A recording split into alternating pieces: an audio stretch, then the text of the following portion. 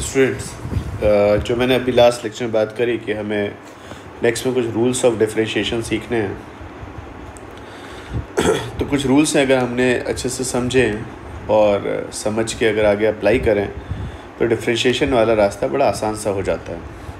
सबसे पहला रूल हम लोग क्लास में डिस्कस करेंगे, पावर रूल। पावर रूल का मतलब, अगर मेरे पास फंक्शन यहाँ पे देखा जाए तो y equal to x to the power n, यहाँ पे n कुछ भी हो सकता है। आप चाहें तो इसे y equal to x square लिख दें, y equal to x cube लिख दें, y equal to x to the power 1/4, या फिर अगर ज़रूरत पड़ी तो y equal to x to the power -1/3, any real number. अगर y equal to x to the power n देखा जाए तो ये रिलेशन दे रहा है y और x के बीच का, x independent variable, y dependent variable, और ये एक पावर n के थ्रू रिलेट होता है। तो dy/dx, फिर से बात, rate of change of y respect to the x की वैल्यू nx n-1 आती है, और n यहाँ पे आपका कोई भी रियल नंबर है। ओके,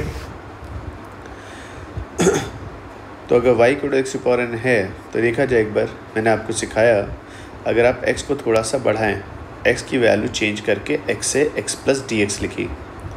अगर आपने x जो कि इंडिपेंडेंट वेरिएबल है चेंज किया तो कॉरस्पॉन्डिंग आपका y भी चेंज होगा। y की वैल्यू y से बढ़ के कितनी हो गई, y प्लस dy। आपने इस एक्सप्रेशन में से x to the power n carry किया। x अगर आप बाहर कैरी करते हो तो x to the power n बाहर आएगा, पावर n से मल्टीप्लाई होके, है ना। ये बात पक्की है। जैसे आपके पास a plus b whole square है, अगर आप इसमें से a कॉमन निकालोगे तो ब्रैकेट में क्या बचेगा, 1 plus b by a to the power 2 और a स्क्वायर। तो वैसे अगर x कॉमन लेते हैं तो x to the power n, और ब्रैकेट में आ गया 1 plus d x by x to the power n। आप ध्यान से देखिए, 1 plus d x by x में dx x से वैसे ही बहुत छोटा है, डिवाइड कर दिया तो ये वैल्यू 1 से बहुत छोटी होगी। और मैथ्स में बायनोमियल के कॉन्सेप्ट से हमने पढ़ा है कि 1 plus x to the power n में अगर शर्त यह है, अगर x 1 से बहुत छोटा हो तो आप n को अंदर ट्रांसफ़र कर सकते हैं। You can write 1 plus x to the power n as 1 plus n x. तो ये 1 plus d x by x, surely d x by x की वैल्यू 1 से बहुत छोटी है, तो n ट्रांसफ़र करेंगे तो n अंदर आया और रिलेशन आ गया 1 plus n D x by x, x to the power n।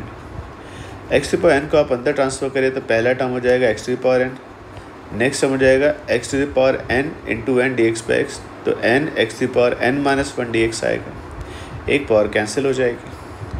अब आपके पास y X to the power n था तो ये कैंसिल हुआ, और आपको पहली बार इस डिस्कशन में y का चेंज x के साथ रिलेट करके मिला।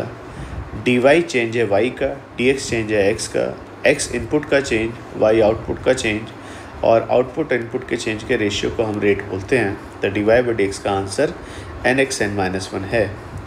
आप अच्छे से ध्यान रखिए, मैथ्स में आपसे कैलकुलस की वैसी खूब अच्छे से परीक्षा ली जाएगी।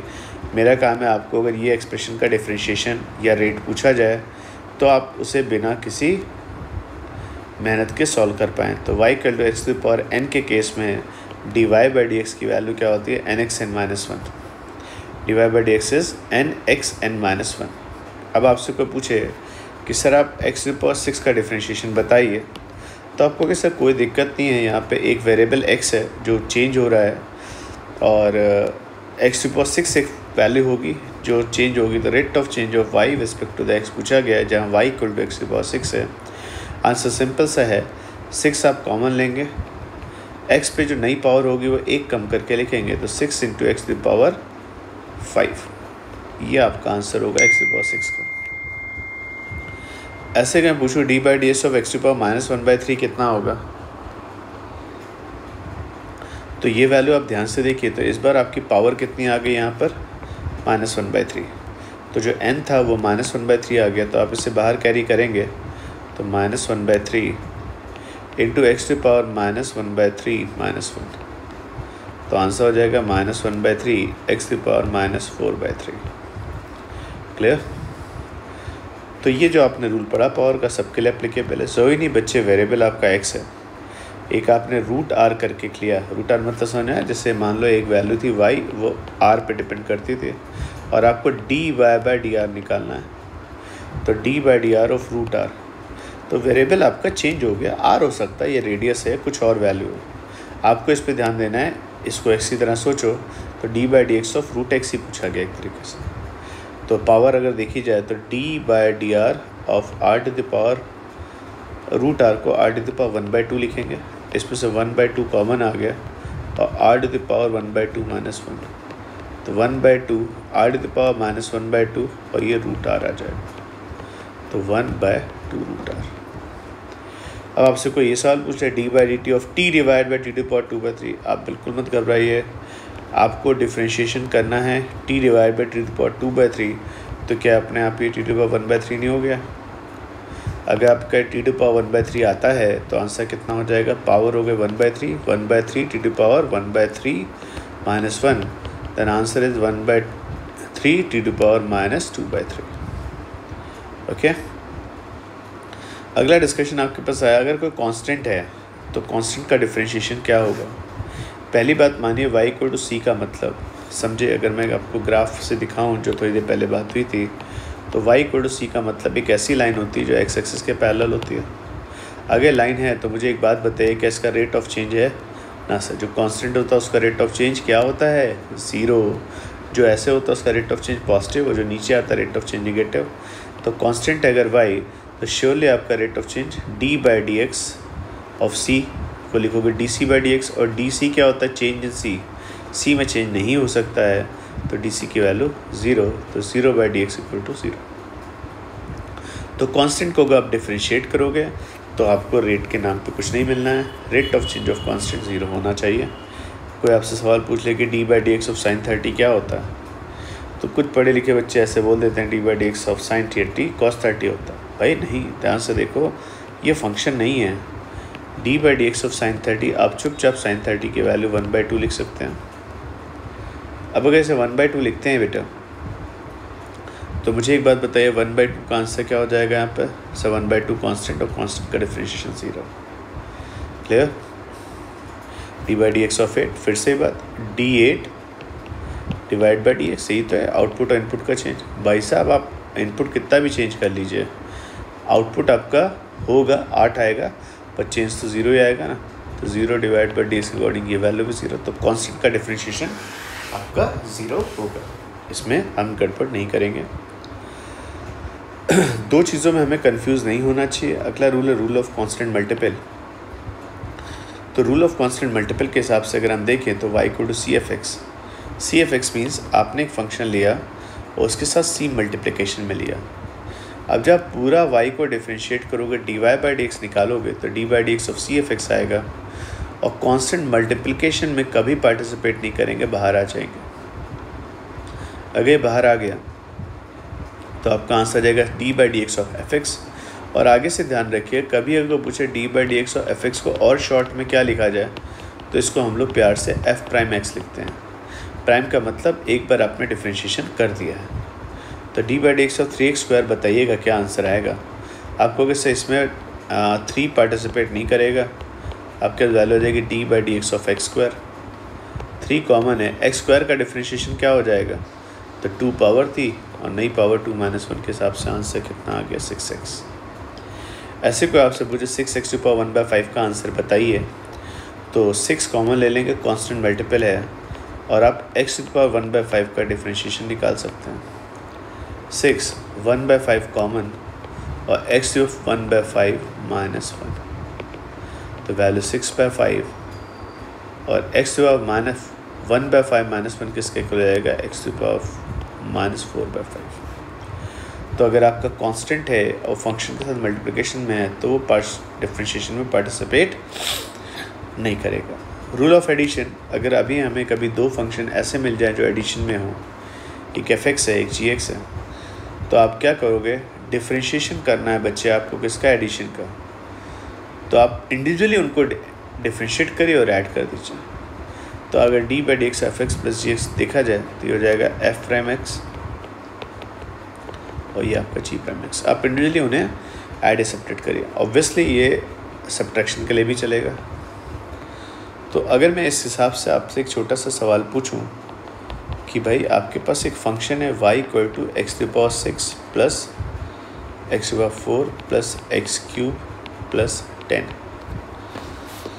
आपसे पूछेगा dy बाई डी एक्स की वैल्यू बताइए, तो dy बाई डी एक्स की वैल्यू क्या होगी, तो d by d x of x to the power 6 plus x to the power 4 plus x cube plus 10, x to the power 6 का differentiation क्या हो जाएगा, 6x to the power 5, x to the power 4 का 4x cube, x cube का 3x square और 10 जो कि constant उसका डिफ्रेंशिएशन 0, तो answer 6x to the power 5 4x cube plus 3x square.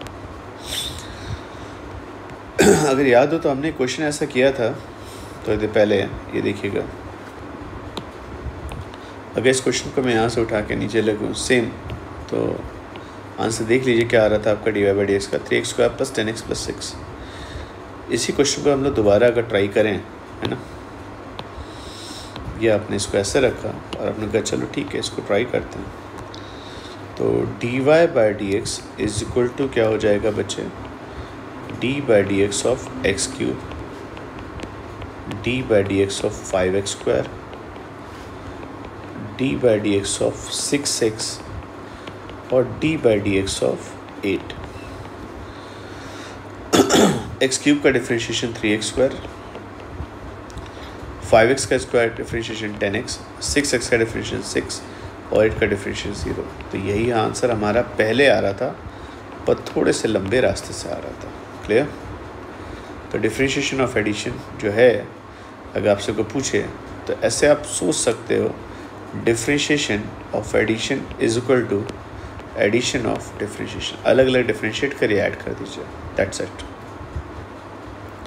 अगर मेरे से कोई पूछे कि भाई कायदे से कि सर क्या यहाँ तक की पढ़ाई से हमारी बात बन जाती है, तो नॉर्मली अगर मैं बात करूँ तो 11th में हमारा यहाँ तक के डिस्कशन से बात आ जाएगी, है ना। ऑब्वियसली कुछ ऑब्स्टिकल्स छोटे छोटे आ सकते हैं, उनको भी अगर हम देखना चाहें तो कवर कर लेंगे, ज़्यादा लंबी बात नहीं है। ये रूल 4 आ गया। रूल 5 अगर देखा जाए तो बड़ा सिंपल सा रूल 5। बच्चे थोड़ा सा हमें ध्यान रखना है, आगे से जो ही नहीं कि आपके यही फंक्शन आए, हो सकता है बच्चे आपका फंक्शन ऐसा आ जाए y equal to sine x. आप मुझे बताइए क्या ये फंक्शन के लिए क्वालिफाई करता है?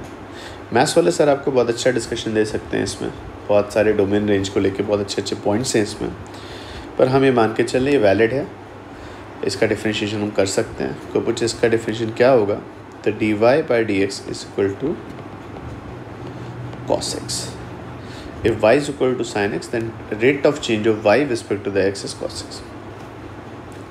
कैसे आया? अगर आपका मन है समझने का तो आप समझ सकते हैं। ट्रिग्नोमेट्री में हमने क्लास में डिस्कशन लिए हुए हैं। x को थोड़ा सा बढ़ा दीजिए, x को चेंज करने से मेरे y में चेंज आएगा, और इसको अगर मैं देखूं तो y plus d y sine a plus b, मैंने क्लास में आपको डिस्कस किया हुआ sine a cos b and cos a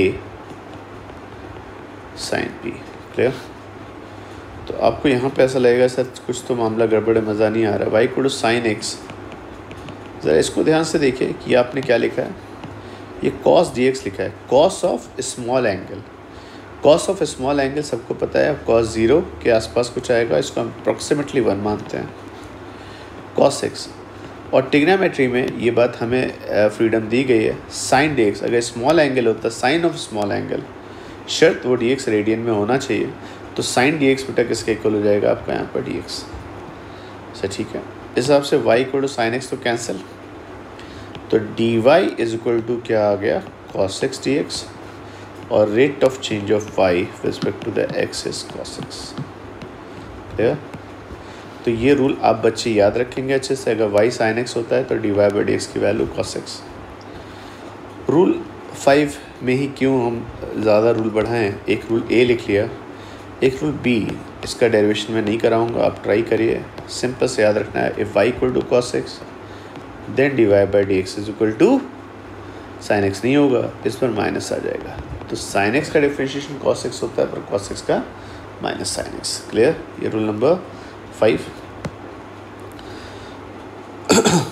rule number 6,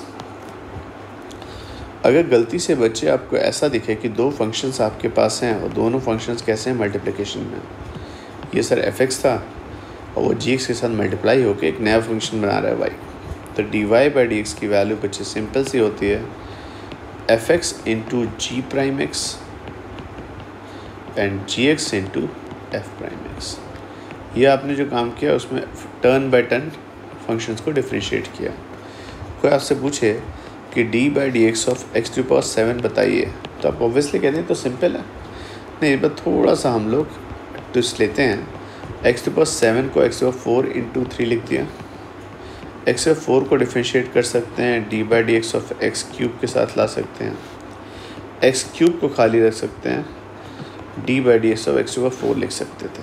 बताइए x to power 4 x cube का डिफ्रेंशिएशन कितना होगा 3x स्क्वायर एक्स क्यूब, और एक्स टू पावर 4 का डिफ्रेंशिएशन कितना होगा 4x क्यूब।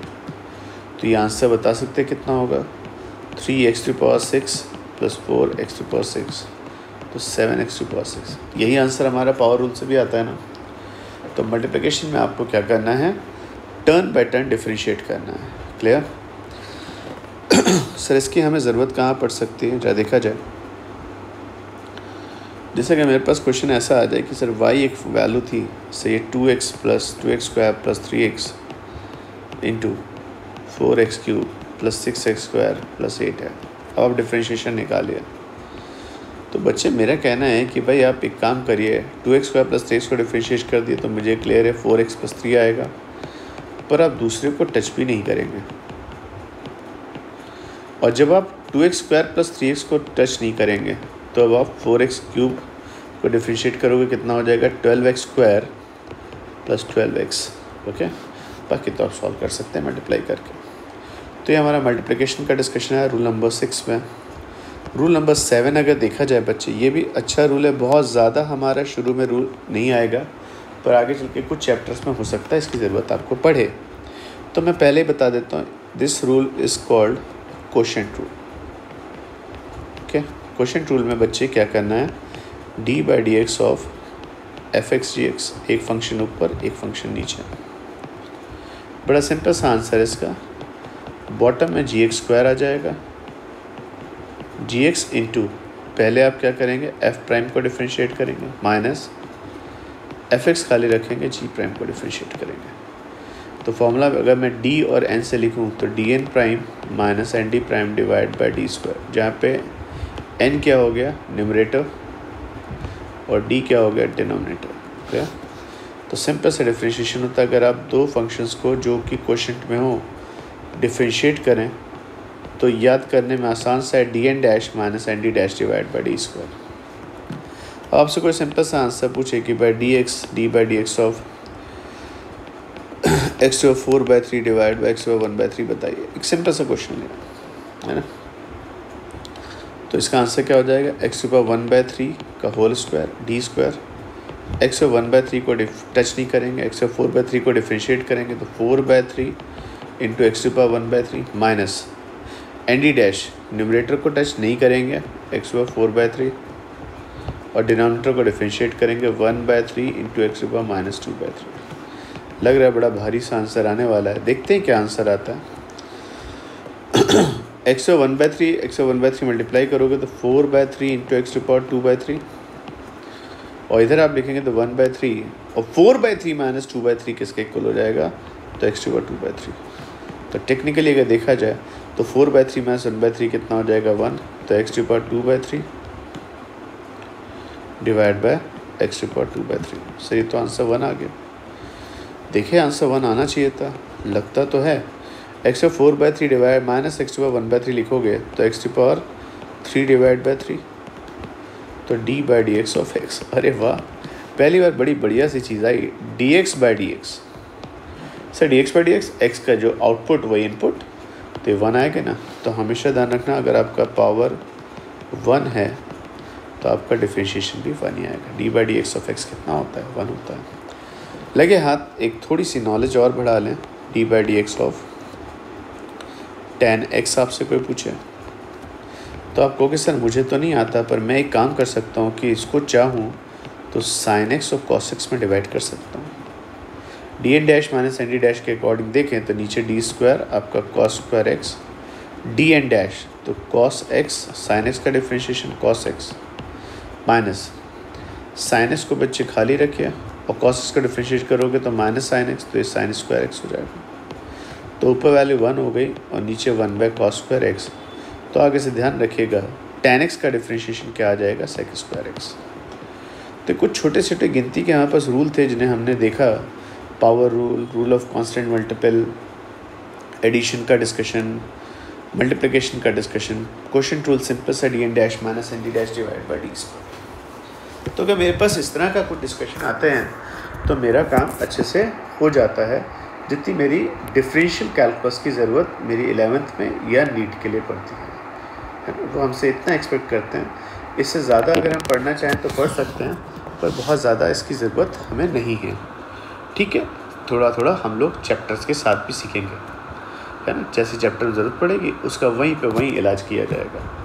तो ये मैंने आपको डिस्कशन दिया सारे रूल्स के साथ। हमने लेक्चर जो स्टार्ट किया था वो सिंपल, अगर देखें तो जो सीरीज़ स्टार्ट हुई थी वो आपके इस पॉइंट से स्टार्ट हुई थी कि फंक्शन क्या होता है ना। तो ये फंक्शंस का डिस्कशन, डेल्टा का डिस्कशन, डी का डिस्कशन, और रूल्स पे आते आते हम फाइनली सारे पॉइंट हमने देखे। Rate of change, average rate of change, incidence rate of change, rate एक जगह नहीं है, वाई और एक्स में कई वेरिएबल्स के बीच में। फिर मैंने आपको रूल्स लिखवाया, पावर रूल, कांस्टेंट को डिफरेंशिएट करोगे 0 आएगा, कांस्टेंट मल्टीपल पार्टिसिपेट नहीं करेगा, बाहर आ जाएगा। फिर आपको साइन का डिफरेंशिएशन cos x और cos x का डिफरेंशिएशन माइनस साइन x आपको लिखवाया, पावर रूल आपको लिखवाया, क्वोशिएंट रूल लिखवाया। ये डिस्कशन हमारा एक बेसिक थ्योरी के लिए सफिशिएंट है। ठीक है, बाकी मैं इसका जो नेक्स्ट डिस्कशन लूँगा उसमें कुछ अच्छे क्वेश्चंस जो हमें थोड़ा सा चैलेंज करते हैं 11th में, नीट में, वो हम कवर करेंगे।